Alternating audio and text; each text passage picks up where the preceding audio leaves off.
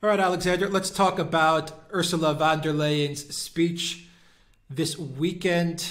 And the head of the EU, the chief of the EU, gave a very bizarre speech where it looks like she was taking a swipe at the UK and at Boris Johnson.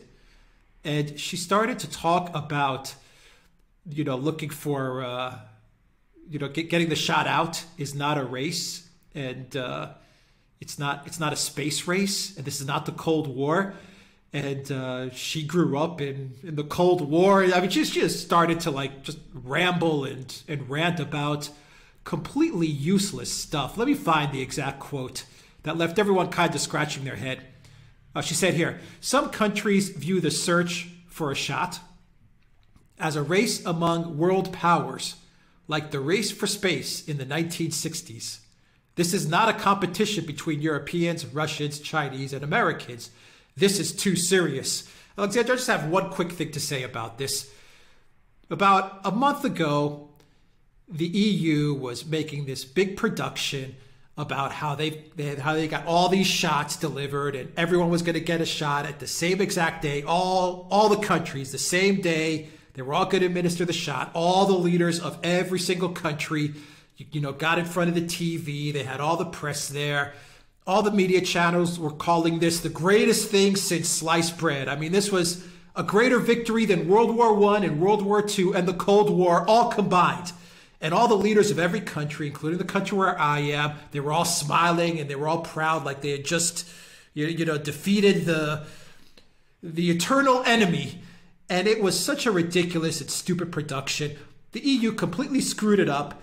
And here's Ursula von der Leyen talking about how this is not a race, it's not a space race. But isn't the EU the one that in October, November, could have easily let every single country put out its own policy of getting the shot, and many countries could have gone to countries like Russia, which has now been proven to be very effective as medicine. And I'm using my words carefully for the YouTube censors. Has proven to be very effective as a medicine, very easy to administer, everything across the board, a huge smashing success. Every country could have gotten negotiated with other labs and pharmaceutical companies, wherever they wanted to, and this whole thing would have been no problem. But Ursula von der Leyen completely screwed it up, and what a hypocrite going in front of the entire European Union and saying, this is too serious for that, when just a month ago, this was a complete dog and pony show. This was a circus for them. They completely screwed it up. I know where I am, Alexander. We could have easily in October gone to Russia and gotten 150,000 doses, and we would have been out of this lockdown that we've now been in for 3 months. But no, every EU country in solidarity had to, do this whole big production. Ursula von der Leyen should be fired. The person in charge of this rollout should be fired. They all should be freaking fired. Well, I completely agree. I mean, the point is that this has been an absolute disaster. It has been a complete debacle.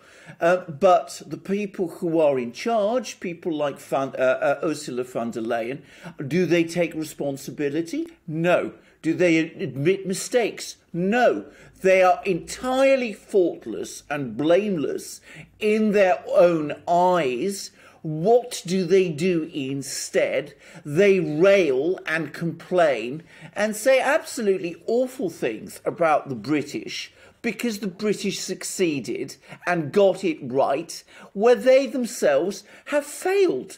No one, I mean, I live here, I live in Britain. No one in Britain was talking about space races or anything of that sort. This is entirely a mess of the European Union's making. It is entirely the European Union itself, or I should say, to be more precise, the European Commission, of which von der Leyen is the grossly incompetent and ineffectual president, that messed up. They insisted that they should have charge of this affair. They said that they would be the only people who would, organise and orchestrate and arrange and manage the, the rollout across the entire European area. They came down very heavily on countries that wanted to go their own way. Hungary, which has actually done so, has been fiercely criticised for doing so and has had, again, more threats of sanctions for daring to step out of line. And then, having insisted on that, they botched it. And then they're saying absolutely awful things about the company involved, AstraZeneca, which, by the way, is making no profit from its rollout of its product because it is selling it at cost.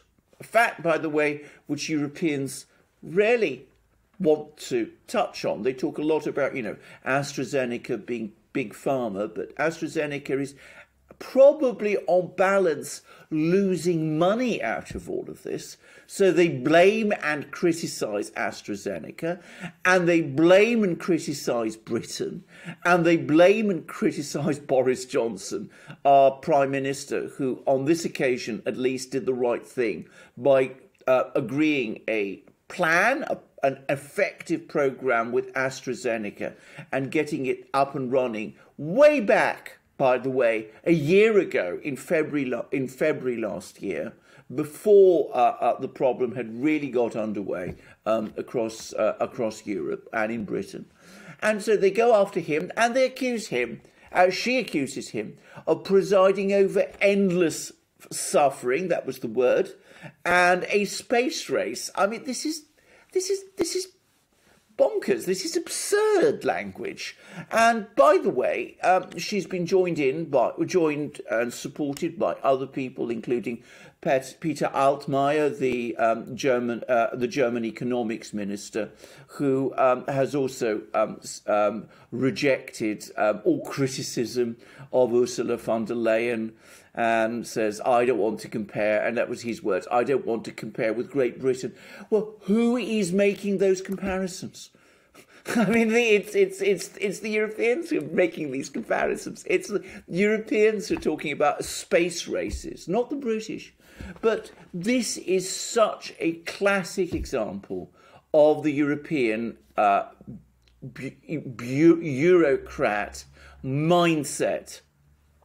You praise yourself when things appear to be going right, even if you've had no role in it at all. You talk up constantly this great vision and program and project.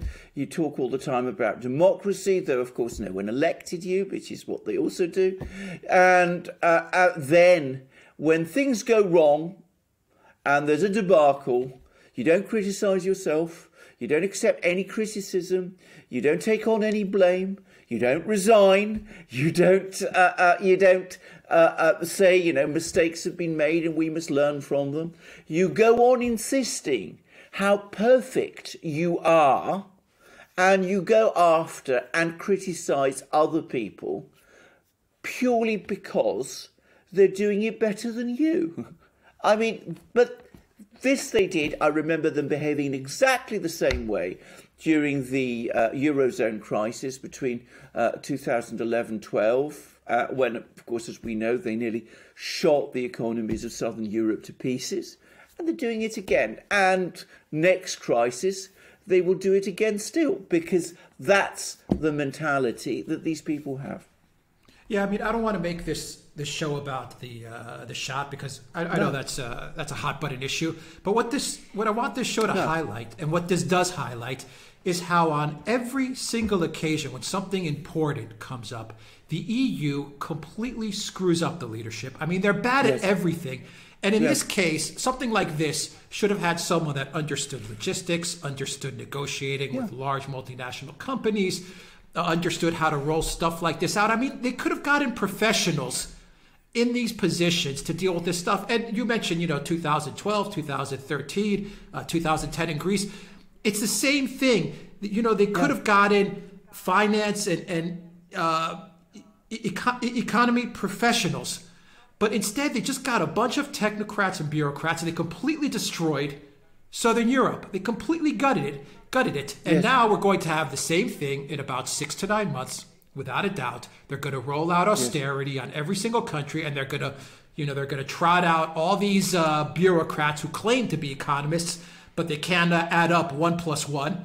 And they're gonna put the same damn formulas in place, and they're going to destroy the countries again. I mean, nothing the European Union does ever comes out well. I mean, really, it is a track record of losing and losing and losing and losing. And they put sanctions on everybody. Well, indeed, quite so. I mean, and you mustn't dare criticise them either. I mean, they take criticism incredibly badly. Ursula von der Leyen has done so. I've just done some programmes on my own channel about criticisms that have been made of Josep Borrell, the EU's External Affairs Commissioner, and he's just published an extraordinary blog piece all about that. They don't take criticism, and they fail at everything they touch. They have a Midas touch of ruin and destruction, because, as you absolutely rightly say, they are actually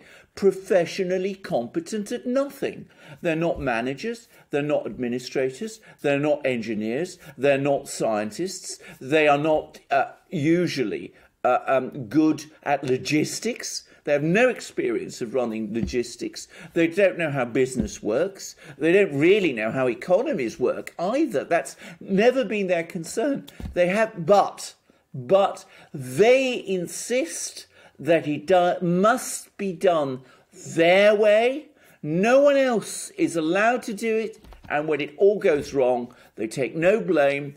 Anybody who criticises them, they must be criticised. And anybody who does it better, they must be criticised also. I mean, it's a bizarre and utterly self-destructive mindset.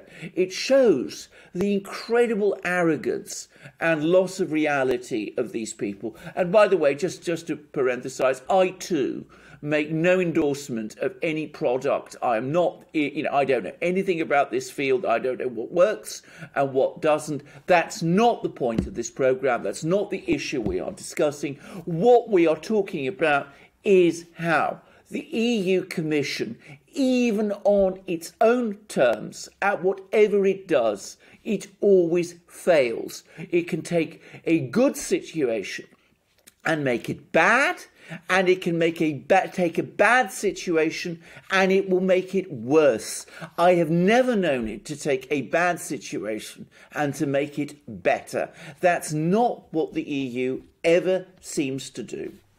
I don't know what's worse, like the fact that the EU is so incompetent. Von der Leyen, I think, was a completely failed defense minister in Germany. People in Germany who are watching this program, let us know in the comments down below. I think she was, from what I've read, she was a complete failure as a German defense minister. Yes. Christine Lagarde is, I think she's been convicted of crimes in France, and she's running the ECB. I mean, this is nuts. It is absolutely nuts. But here we are. We've got Draghi running Italy. We've got the EU coming up with these crazy plans for this shot, and they roll it out like it's some sort of media circus parade, bread and circuses. But I don't know what's worse, these people that are ruling over us, or the fact that so many leaders in EU countries actually go along with this stuff. I mean, I'm ashamed to say it, but the leaders of Greece and Cyprus, the two countries that I know best, actually went along with this plan. I wish I could just go to Hungary and just, just live where Orban is running things, because at least he has the balls to go his own way and do his own things.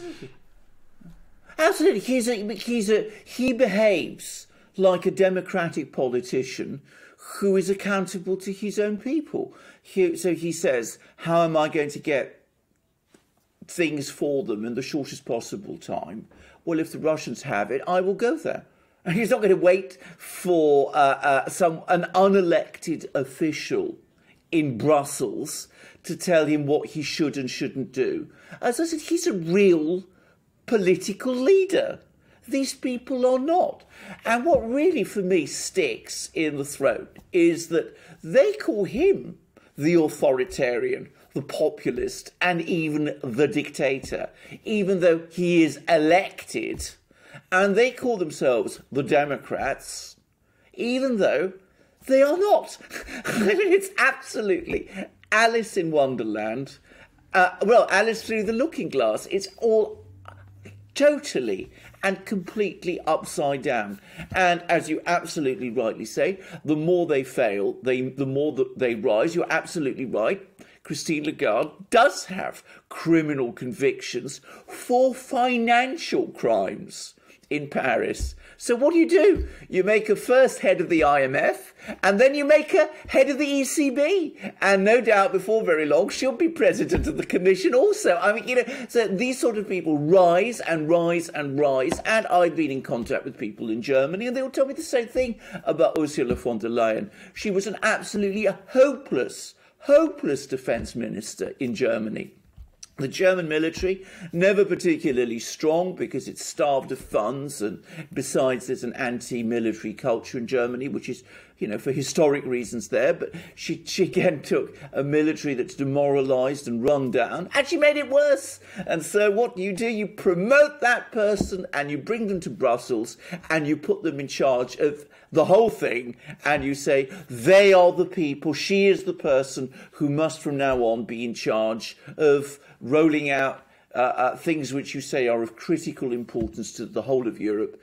And when the economic crash comes, which of course it will, because the European Union is basically now hardwired to produce an economic crash every few years, the same people who set up the situation which will cause that crash and which mismanaged the last one will be in charge of solving the new one again. And as you rightly say, we will have all the same disaster reproducing itself.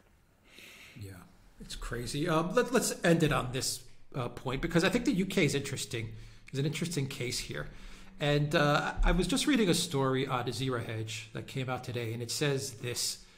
It has the title which says, "The UK won't introduce shot passports," minister says. This is interesting because, once again, Minister Zahawi, I believe is his name. Yes, Zahawi. And he's saying that's not how we do things in the UK. We do them by consent. We yet don't know what the impact of the shot on transmission is, and it would be discriminatory. I find this interesting because, once again, you have the EU, which is now pushing passports, of course, supposedly this is the idea of Greek Prime Minister Mitsotakis. Good job, Mitsotakis, there. I'm saying that sarcastically, of course. So now they're pushing out the passports, but it's interesting that the UK, once again, is breaking away from this philosophy. What does that tell you about the morale of the UK? Is the UK finding its sovereignty again, the leaders of the UK, or is this just smoke and mirrors, and they're going to fall in line with Europe eventually? No, it's not smoke and mirrors, and they won't fall in line, especially on this. In fact, they're going to drift ever further away. That I absolutely firmly predict. And in fact, it is very interesting. I should just say this in quick parenthesis, that the two countries in Europe which have been fastest in developing their medications, their products, their shots, if you like, and which have rolled it out most efficiently, Britain and Russia, have now both, and this is now official policy in Russia too, they have both ruled out passports, and they've both done it for exactly the same reasons. If you look at the two statements that the two governments have made, it's the same one. It's the same. It's almost based on the same things. I'm not saying that they were influenced by each other, but they've looked at this thing, then they've said that this is wrong. The EU, the great democratic, open society, you remember all that EU? It is going down the authoritarian line. It messes up completely on the rollout, and at the same time, it's coming up with the ideas about passports. So it's an absolute extraordinary contrast. And again, you see the difference between countries that have governments, which, however notionally, are actually accountable to the people, and a political entity that is accountable to no one at all. Almost inevitably, it will go for authoritarian solutions. And in Britain, where we now have a government that we can actually elect out of office, we can vote out of office, with some confidence from now on that if we do that, we will get a genuinely different government, not another government that will do what Brussels tells it. Now that we are able to do that in Britain, I think we will start doing that even more. People in Britain do not support this idea of passports, and the government in Britain knows that. And I don't think it's going to happen. And I think we're going to see more and more issues come up in which the British will want to go their own way, and the distance between Europe and Britain will grow. Yeah, that's the way it looks, and that's a good thing for the UK. Absolutely. Well, you know, there's a very famous speech once made by British Prime Minister William Pitt. William Pitt the younger, by the way. There was also William Pitt the elder, but let's all dwell about this. But during the time of Napoleon, which is that Britain has freed itself through its exertions, it will free Europe through its example. We shall see. Right. We'll leave it there. Alexander Rickhurst, thank you very much. Guys, look for us on Rumble, on Odyssey, and on BitChute. You'll find those links down below. Look for Alexander's channel. You'll find those links down below as well on YouTube and on all those platforms. Look for my link down below as well. And PayPal, Patreon, subscribe, start in Bitcoin. Your support really helps out this channel a lot. And of course, go to the Duran shop, pick up some merch. Maybe a hoodie, maybe a magic mug. Hoodies are great. Hoodies are great. Sweatshirts also are great. By the way, it's a freezing day here.